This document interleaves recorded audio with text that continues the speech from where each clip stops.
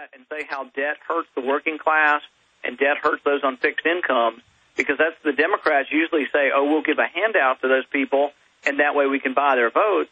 But I think we have a message, too, that appeals to people. We say, look, the debt causes inflation. High prices hurt those who are least able to afford the rising prices, and we're going to help you. We're going to help you not by giving you a handout. We're going to help you by limiting the debt and correcting inflation. Well, Dr. Paul, look at the system these bankers create worldwide, a system of dependency, a system of bankrupting societies, creating debt bubbles so big that when they implode, it's a black hole. There's no way to physically pay it back, creating fiat currency and liquidity at many multiples above all the real resources and actual assets in the world. And then they destroy the economy so bad their argument is, well, you've got to give 90% of your taxes to us in interest on the debt, but we'll give you the 10% in government jobs and government contracts to corporations into welfare. So they give us the crumbs off the table. That's what we've got to explain to the poor people is this is a scam. Of the $23.7 trillion Bloomberg and AP report they've stolen in 10 months, 23+ trillion. You're talking about a few $100 billion of chicken feed that's been actually given to domestic population. So this isn't even really socialism when Newsweek has that headline saying we're all socialists now. Isn't this more akin to fascism? Well, exactly right. And then you look at, in one of the most galling and glaring episodes, we gave AIG $180 billion, and then we also gave most of their multi-millionaire executives, we gave them retention bonuses for doing such a great job with their company. I think that kind of thing really galls the public. And the interesting thing in a Republican primary is that I haven't seen good statistics on this, but I can tell you from being out on the stump for 3 or 4 months, 80 to 90% or more Republican primary voters are against the bank bailout. I'll bet you 60 to 70% of Democrats are against it.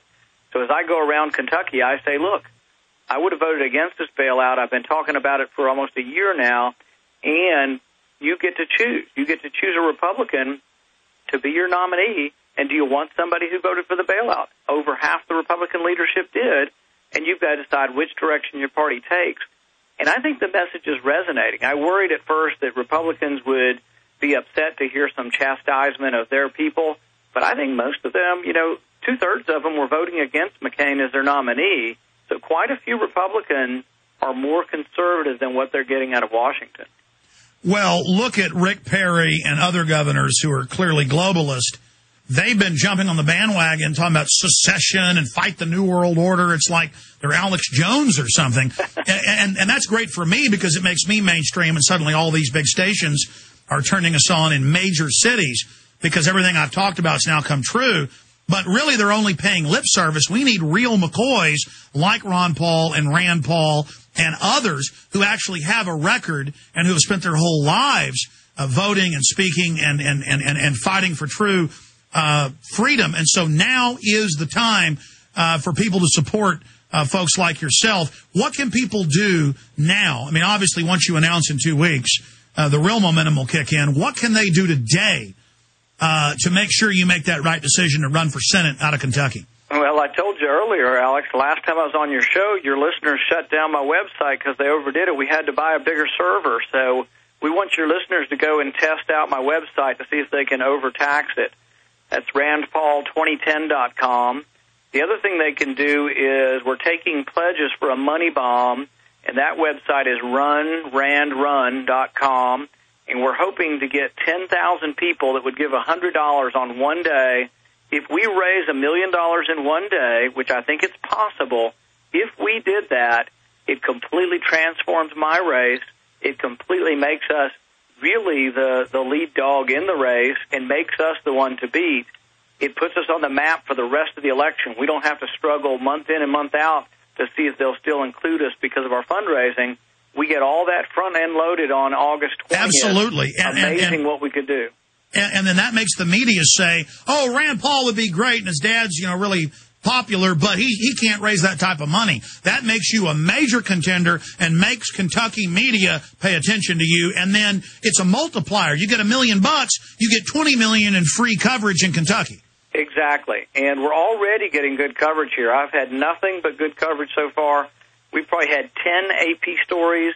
I've been on television. I've been on national television twice.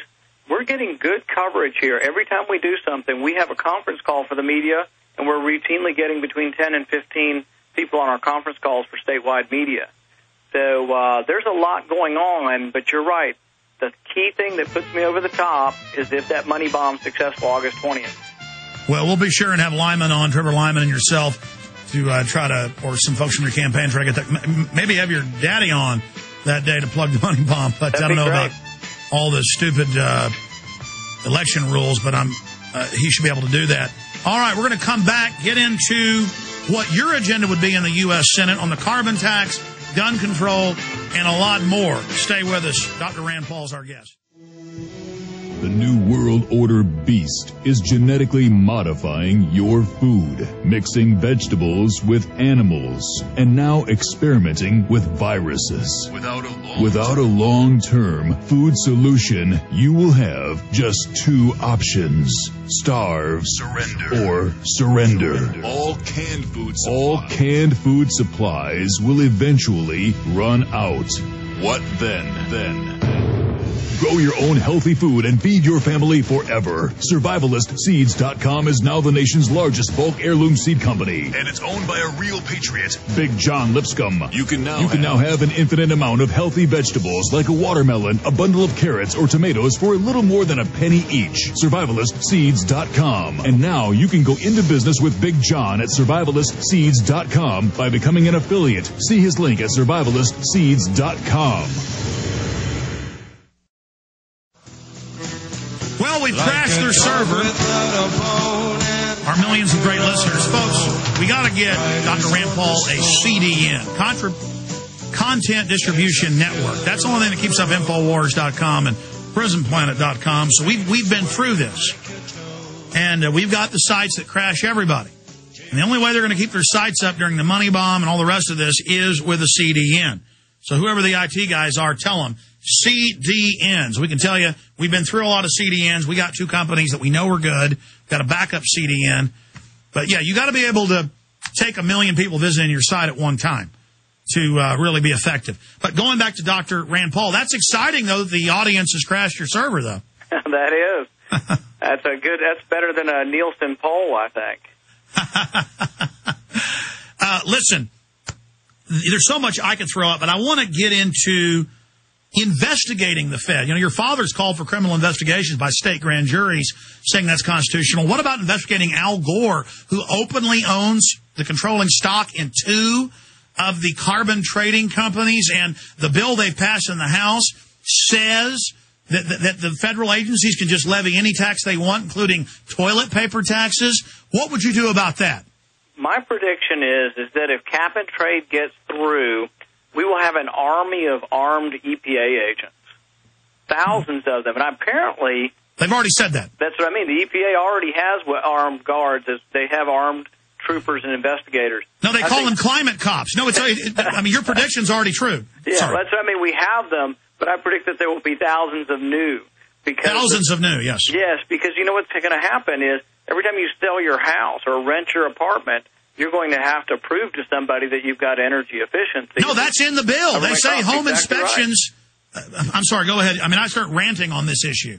Yeah, you're exactly right. We debated it recently. I spoke before the coal-producing counties, and that's about 30 counties in Kentucky, and I debated the main Democrat opponent, Jack Conway, and Jack Conway got up there, like so many career politicians, he got up there and said, well, I'm not really sure if I'm against cap and trade or if I'm for it, but I want to be part of the negotiated legislation, so I'm not going to take a real position on it until after I'm elected.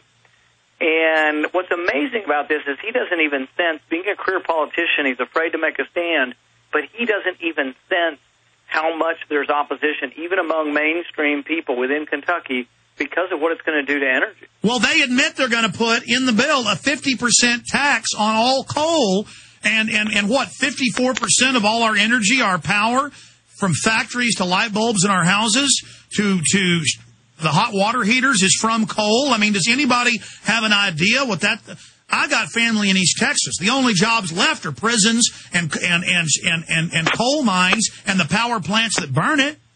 Right. And I think, once again, it's like inflation. We have to know mostly hurt and will hurt disproportionately when your electric bill goes up at the end of the month. If you make $200,000 a year, you don't feel it. But if you make $25,000 a year and your electric bill goes up, you get hurt. And that's what's going to happen to cap and trade. Like any other price increase, it disproportionately hurts the working class and the poor and those on fixed income, the retired folks. All the same constituencies that the Democrats are always going out and winning those votes.